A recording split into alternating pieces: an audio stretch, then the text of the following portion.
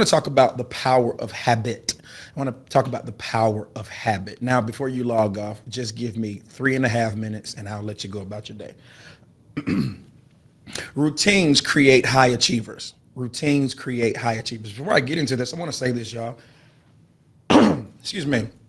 One of the things that I've realized, and I was talking about it a couple of days ago, is that we all love comfort. We all love comfort. Our brains, we gravitate to comfort and we resist discomfort, if you will. And this is why many of us cannot become greater, because when we all know that there are things that we could be doing that would increase our value. But because we are addicted to dopamine, we do not lean into the difficulty of new behaviors so that our value as human beings can increase, so that we can achieve a level of greatness. We would prefer to gravitate to excuses, anything that will allow us an exit from discomfort or uncomfortable situations. We will move into that. And what I mean by that, we're attracted to that. What I mean by that is this: anything that's painful. Many people don't want to go to the gym and work out because it's too painful. I'm going to sweat. All the way down to the asinine excuses about not working out because I don't want my hair to be I don't want to mess up my hair. All of those are excuses because we like comfortable situations. It's uncomfortable to eat healthy. It's comfortable to eat what makes us feel good in the moment. It is very comfortable for us to lay in the bed an extra hour and not push ourselves, because we all love comfort. Hear this. If, in fact, this is what Aristotle said: we are what we repeatedly do. Aristotle said this, the great philosopher. Excellence, then, is not an act, but a habit. Excellence is not an act, but a habit. I have a leadership training on tomorrow morning with all of the wonderful and amazing leaders of Encounter Church Atlanta. And that is going to be our anchor motto for that day. That excellence, then, is not an act. It is an habit, a habit. Habits are consistent, repeated behaviors. Good habits contribute to your personal development, helping you achieve goals and live a healthy lifestyle. But bad habits are detrimental to your physical, emotional, and mental health. Michael Phelps, get this, ladies and gentlemen, Michael Phelps, of course, we all know him to be a gold Olympic medalist. But this is what he said. He said, for 5 years straight, 365 days. For 5 years, every year for 5 years, 365 days, he was always in the water. He did not miss a day. 365 days is in a year. He swam in the water. He got in the water for 5 years straight. Interesting. Very interesting. That we all want these radical transformation and these amazing results for our lives, but don't miss this. Nothing is achieved without consistency and habit. What would make a man get in the water for 5 years straight, never missing a day? You would say something like, he was called to it. You would say something like, he has an anointing for it. He would say something like, well, he's great. I beg to differ. I would say that something in his brain was developed to do one thing well: master a routine. Because, ladies and gentlemen, motivation runs out. And when motivation runs out, you need something that's ingrained in your brain. And that is a routine. Now, let's talk about the difference between habit and routine. Habit is simply this. Habits are consistent behaviors that you do automatically. I'll give you a perfect example. You get up in the morning, you brush your teeth, Listerine, you take a bath, you put on clothes, you iron. Now, most of you do. Most of you do. Here's what's so powerful about habit, ladies and gentlemen, that it doesn't matter what happens in your life, good or bad. I don't care what tragedy you go through. I do not care how bad your day is. I don't care how difficult a circumstance is. The power of habit does this. You're still going to get up and brush your teeth. That's interesting to me. If I were talking to a bunch of church people, which I am not, but I just want to indulge a little bit.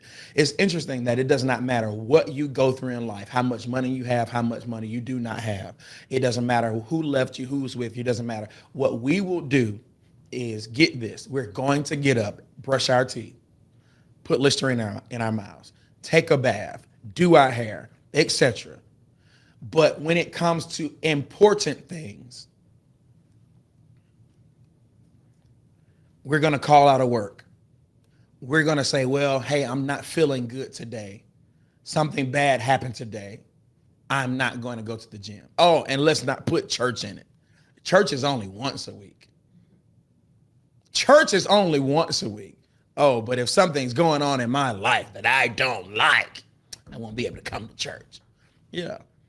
That's the power of habit. It does not matter how bad a situation is in your life. 90% of the time, people are going to do that small thing.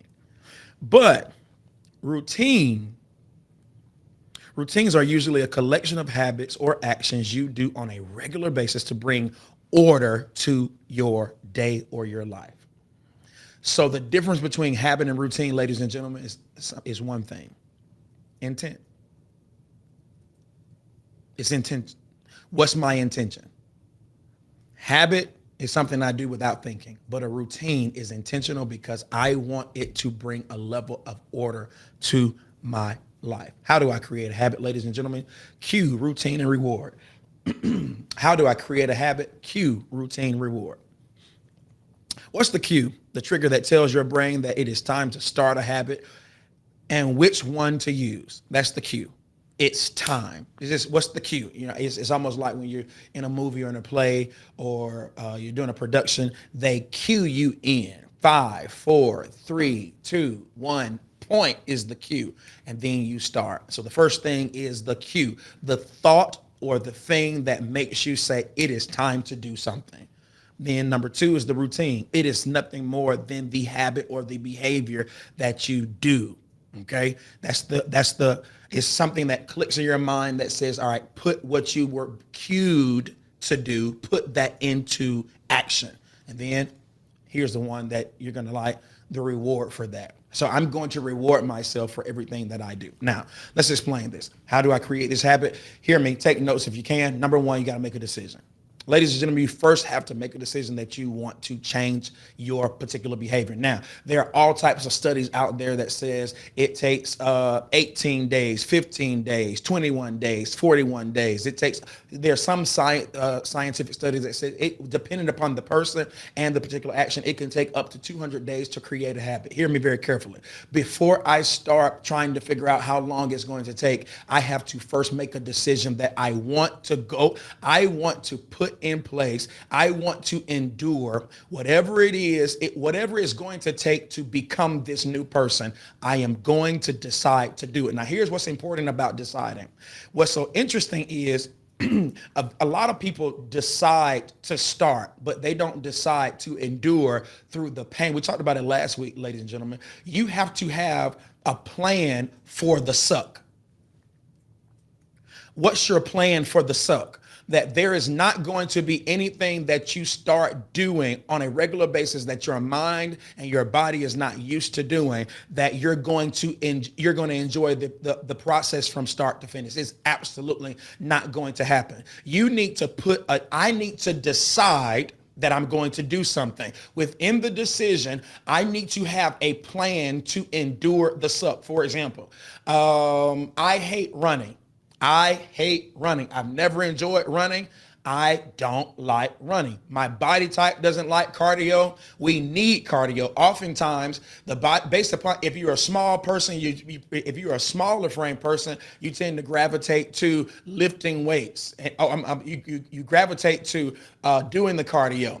I know most small frame people, they enjoy running. I know bigger frame people, they hate running. They gravitate to the lifting of the weight. So whatever is comfortable, we gravitate to, and whatever we need, we run away from. Here's the point, that in a run, there's going to be these different levels of running or working out. So when your body is starting to overheat, you're starting to feel this pain, your joints are moving and cracking and all these types of things. And so when I start my workout every single day, my objective, number one, y'all, when I work out, in one workout, my objective is to burn at least 800 calories. That's my objective. A bad day is you burn only 400 calories during a workout. That's typically a 3-mile run for me. I'll burn 400 calories in a 3-mile run.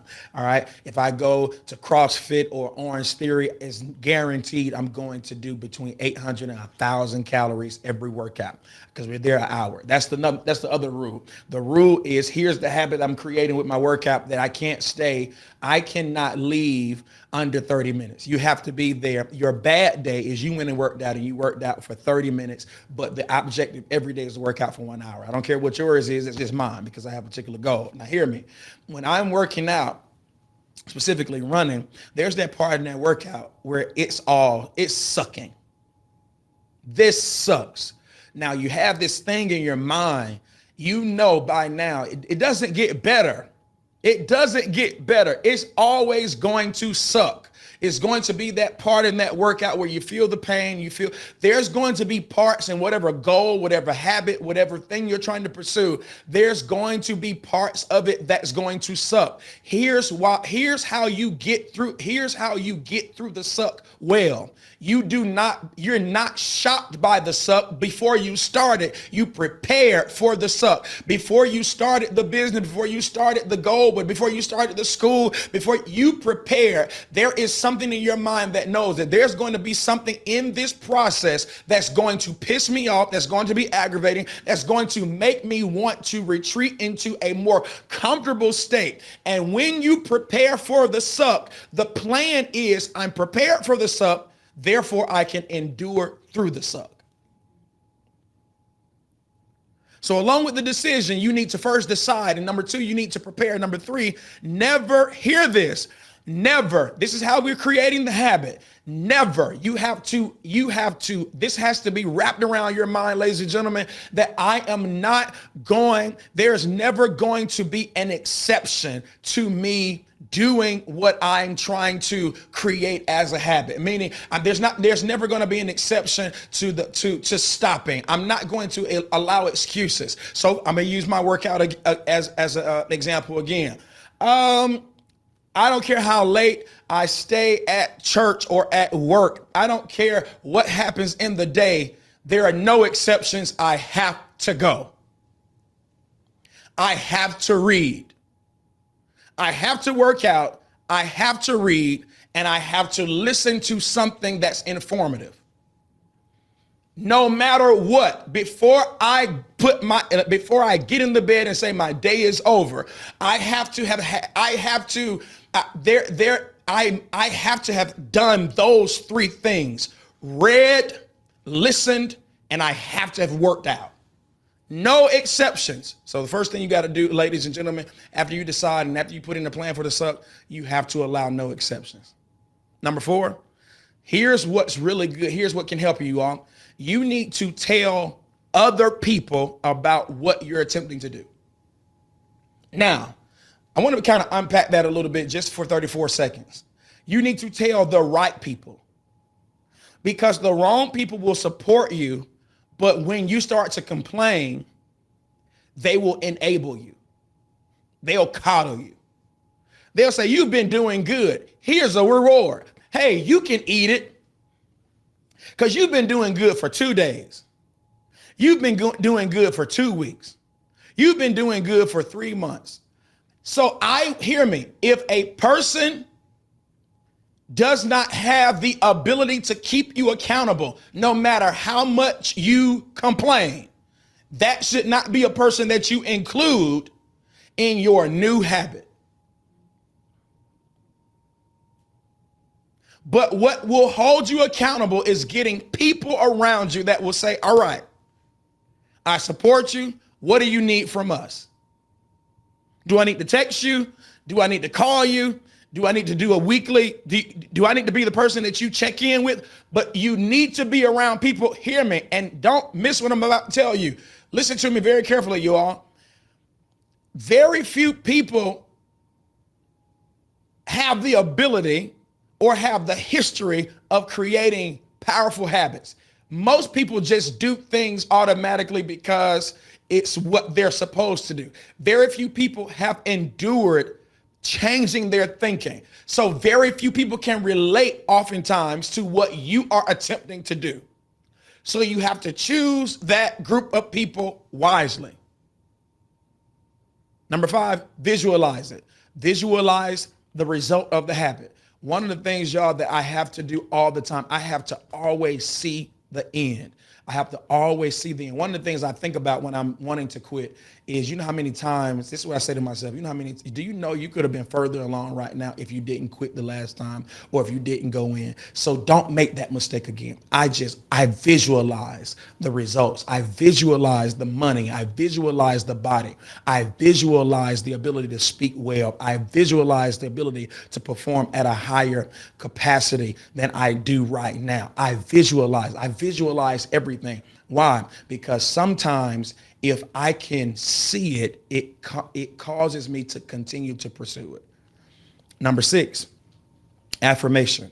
Now, whatever your style of affirmation is, do it. I'm not the person of affirmation. I don't get up in the morning and, do quotes and chants and all those things. But for those of you who are into that, you have to either write your affirmations down, listen to an affirmation, say the affirmation. If you are a person of spirituality and religion, if you use the word of God for your affirmation, whatever, hear me, because sometimes after I see it, I have to say it. And I have to say something that speaks to my spirit, that speaks to my soul, that gives me the inspiration to continue to go through and endure whatever it is I'm trying to create as a new habit. Number 7, I need to refuse to quit. Put that in the comments, refuse to quit. I refuse to quit. This time I refuse to quit. This time I need to resolve to persist. I need to resolve to endure. I need to resolve that nothing is going to distract me this time. I need to resolve that I just don't like who I am, what I am, the state of life I'm in. And the only way there's no great white hope. There's nothing that's going to, I have to do this. Hear me. Even God can't, because y'all realize that God doesn't give us great bodies. Y'all do know that God doesn't come down and build our businesses for us, build our lives for us, that we have to refuse to quit. We're not looking for help and assistance if we are constantly quitting. No, nothing is going to help you if you're constantly quitting. Nothing's going to get better if you constantly quit. You stop, you start, and you stop. I'm talking about no excuse, none. I don't care. Listen to me. I don't care who you lose, what tragedy you go through. Some of us, you need to hear this. You have to want it so bad that I don't care what you endure. I refuse to quit. I may slow down. I may not have the same pace that I had when I first started, but the thing that I have resolved is that I am not going to quit this time. Number last, here's your favorite one. And as you continue to persist, as you continue to endure, every phase of you developing new habits, you got to reward yourself. Now, I want to talk about that. You will say, oh yeah, reward yourself. Here's what came to me when I thought about rewarding yourself. You don't reward yourself with the bad habit that you're trying to break. So you don't say, I'm trying to stop smoking weed, but because I haven't smoked weed in 6 weeks, I can reward myself with a little Mary Jane. No, fool. You just undid all the work.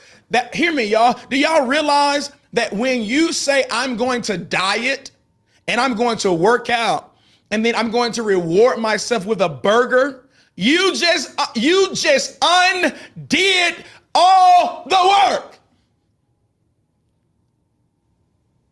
So for example, you have to find other alternatives to reward yourself. So what you do is you say, if you worked out for 7 days straight and you didn't quit, you can reward yourself with a rest day. Now you don't like that.